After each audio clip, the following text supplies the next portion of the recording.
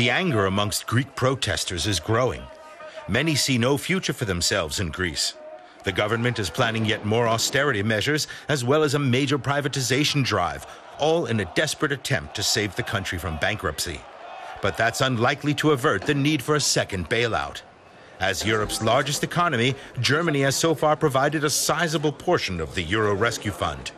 Now resistance within the German government is growing.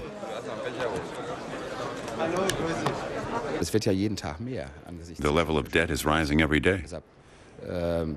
We should have just pulled the plug last year.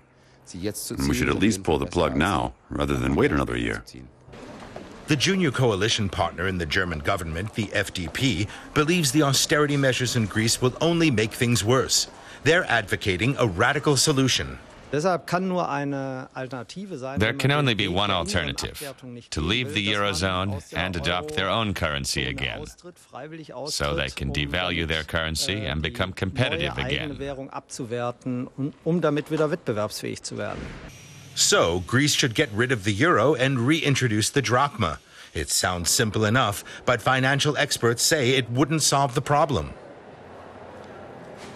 These populist demands that Greece should leave the Eurozone or even be excluded from the European Union are no solution.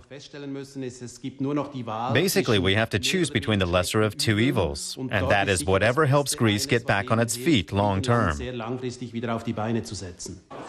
Chancellor Angela Merkel is also in favor of further assistance for Greece. But under pressure from her own party, she's turned up her rhetoric with some very controversial comments. We can't have a single currency, she said, with some people getting lots of paid holidays and others getting very little.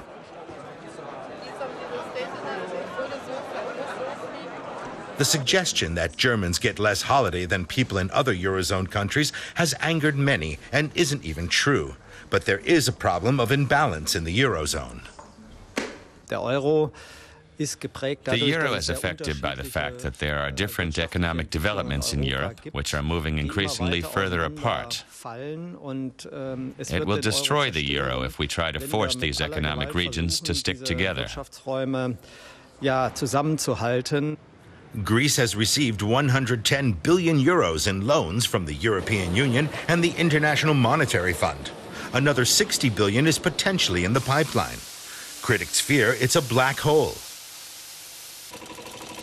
According to CDU party member Klaus-Peter Willsch, the planned new rescue fund could encourage weaker Eurozone economies to get further in debt. As long as there are national governments and national control over budgets, the responsibility for expenditure and control of the budget have to go together. Otherwise, margins will start to be extended on the basis that, oh well, others will bail us out. Debt reprofiling is one option. It basically means Athens would be given longer to pay back its debts. But would it work?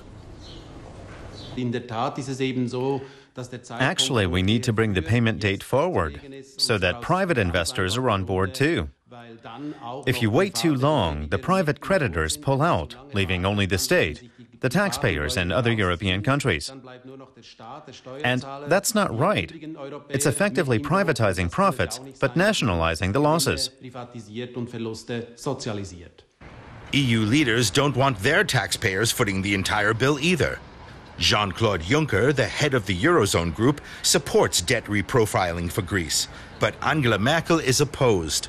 They'll have to agree on something soon, otherwise Greece is headed for bankruptcy.